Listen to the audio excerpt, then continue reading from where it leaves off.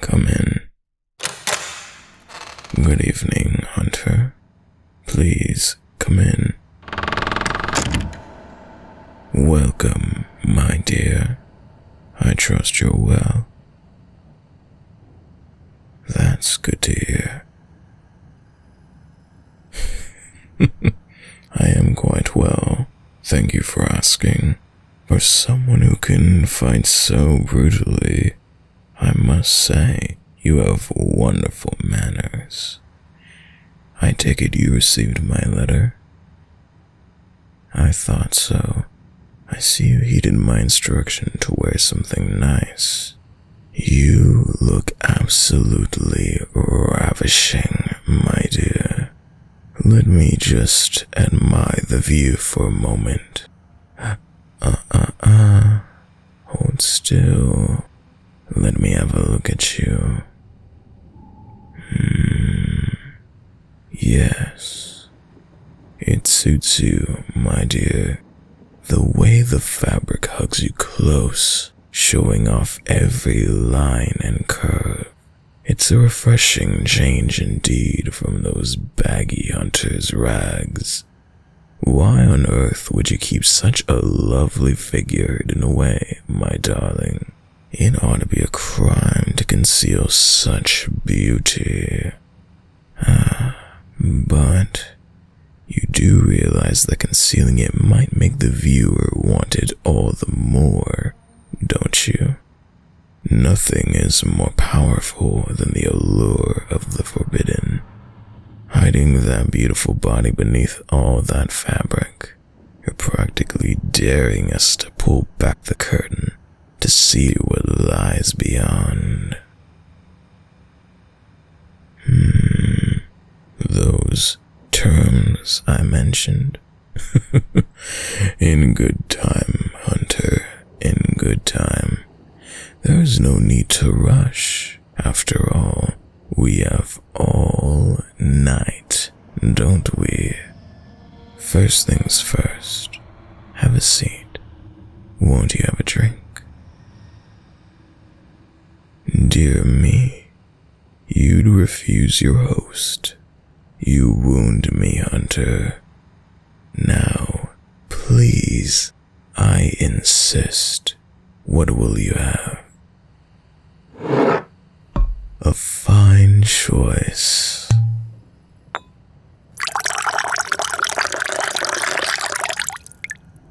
There you are, my dear. May I propose a toast to...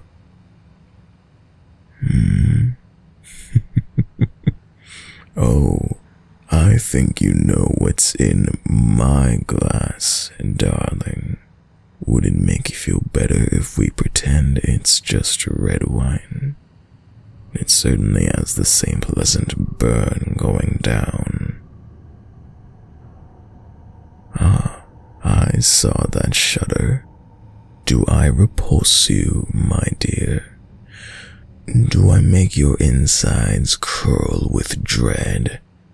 Does the sight of me drinking send shivers dancing across that tender flesh, as you imagine where the blood came from? You needn't worry. If everything goes according to plan tonight, this glass may be the last one I will ever have to take from an unwilling donor. Now, where were we? To you, my brave hunter, and to a fruitful meeting, may we both be fully satisfied in the end. I'm very glad you came, my dear. I admit I was a bit surprised. You've never been one to capitulate easily. I was afraid for a moment that you'd let your stubbornness prevail. Too often, you humans would rather die than submit. However, we both know your guild, or what remains of it, can't hold out against my forces forever. How fortunate for them that you'd decided to listen to reason. One moment, my dear. What is your necklace? That gold chain around your neck, of course. I'm assuming there's some sort of charm at the bottom, though it's hidden beneath the fabric at your breast. May I see it? Good to know. A crucifix would have been terribly rude, considering I requested you come unarmed. However, now you've just piqued my curiosity. Won't you show me? A locket. How quaint. The gold work is masterful. I'd be the first to admit it. How I envy it, being allowed to rest against that warm, soft skin.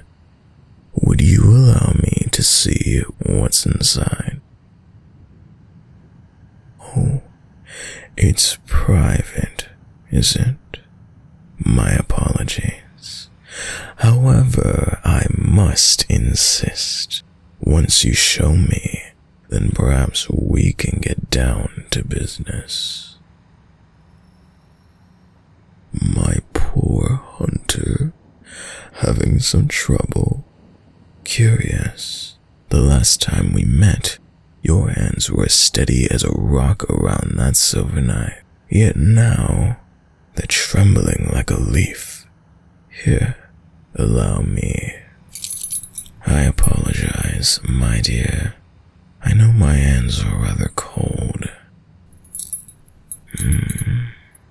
Now who could that be? Clearly, someone precious to you. I thought so. How very sweet that you carry their picture with you, right over your heart. It's not often you come across a sentimental hunter. I thought you were supposed to abandon such affection when you took up the knife. I see. Don't tell me. Let me guess. They met their end at the hands of a vampire, and that's what spurred you to your current path. How did I know? It's hardly a unique story, my dear. Still, it's a noble penance. You protect others after you fail to protect them, and now you're here tonight on the hopes that somehow you'll be able to protect your precious little friends in the guild. Such a tender little thing you are. Not that I mind. After all, the more tender the meat, the finer the taste. Well, fear not, my dear. There may just be a way for you to save them. That's right. I'm proposing a little deal. For my part, I'm offering amnesty for your guild. If you agree to my terms, then I will command my forces to retreat. Your friends will be spared, assuming, of course, that they don't attempt to come after us again. I'm glad you asked. You see, my dear, that's where you come in. Yes, you. A vampire's life is a dreadfully lonely one, after all. I grow weary of these long, desolate nights, with only my own thoughts for company. If only I had something else to entertain me, something more to play with, or perhaps someone. Yes, in return for sparing your guild, you will Be mine. Oh, not merely a thrall, darling. True, I will need a source of sustenance, but your blood is just one of your many delectable qualities. Those tender lips and that beautiful body. Yes, I'm sure I can find lots of ways to put you to good use. Finally, the kitten shows its claws. I was wondering when the knife would come out. Are you going to kill me, darling? Go on, then. Give it a try. Perhaps this time will be different. Perhaps this time, somehow, your strike will finally hit home. How does the saying go again? The definition of insanity is trying the same thing over and over again and expecting different results. You're welcome to try, my dear. Should you fail, though, I wonder what the consequences would be. I can only imagine that they would be terrible, both for you and for your little friends. The choice is yours, darling. However, if you refuse, how much longer can you hold out against me? Don't think I'll show you any mercy either. No, on the contrary, you'll have to watch your precious friends die, one by one. You will see the light leave their eyes, their faces stricken with fear as I drain them dry. Then I shall simply take you by force, and you'll have to live with the burden of their deaths on your conscience. But that needn't happen, my dear. Give yourself to me willingly, and I swear on my sire, neither I nor my forces shall ever touch them again for as long as they live. Submit to me, and you won't have to lose anyone else. Do you doubt me, darling? I'd expect nothing less. Still, if there's even a chance that I'm telling the truth, surely that's better than the certain end that awaits them otherwise, wouldn't you say? Besides, do you think I wouldn't take care of a prize like yourself? A hunter as accomplished as you, with beauty like the face of the moon? Far from it. I'll be sure to keep you in good condition, so that you may shine like the jewel that you are. Not to say that I won't have a great deal of fun with you, but I like to make sure my toys last, particularly ones as lovely as you are. Look at you, wide-eyed, trembling, helpless, like a fawn before a wolf. You have my terms, darling. What do you say? Choose quickly. Despite living hundreds of years, I am not a patient man. Either way, you shall live, but only one choice will allow them to do the same. Well, my dear. Excellent. That's just what I hope you'd say. Very well. All that remains is to seal the bargain. You'll see in just a moment. But first, put down that little toy of yours. I can't have my pet playing with sharp objects. We'd hate to spill your blood too soon, wouldn't we? Good. Come here. something you'll soon learn about me, darling. I don't ask twice. Come here now. Much better. Now kneel.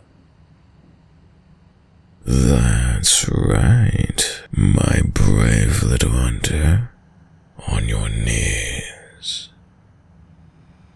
Very good. Don't worry.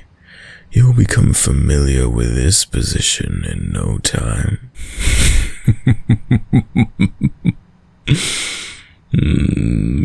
That fear racing through your veins. No matter how hard you try to mask it, I can smell it on you, as clear as a moonless night. Now, bare your neck for me, my pet. Good girl.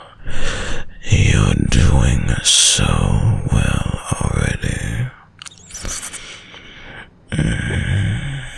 Just look at that lovely throat. Such soft skin. So smooth and supple. Don't worry, darling. I promise I'll be gentle, at least this first time.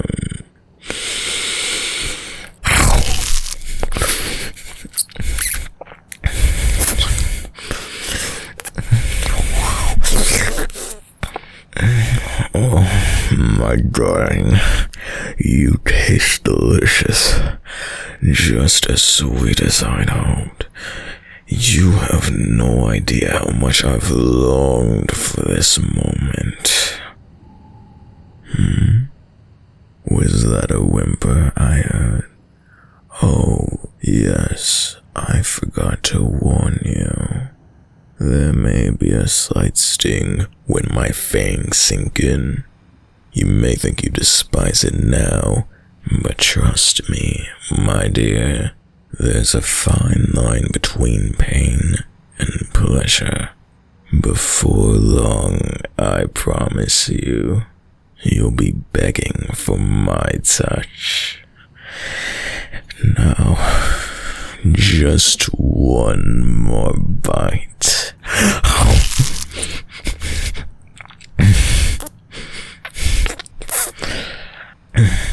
There. Such a good girl for me. Are those tears rolling down that sweet face? Oh, my poor little pet. I know. The first feeding is always the hardest. It's alright, my dear. It's all over. At least for now. Would you like to rest? I believe you meant, yes, master. Try again. Much better. Oh, my dear. How can I refuse those pleading eyes? Come, then. Lean back against my chair. Rest your head on my leg. That's it. Shh. There, darling. It's all right. You made the right choice. Like I said, I'll take very good care of you. Now, get some rest. You'll need your strength for what I have planned for us. Yes, sleep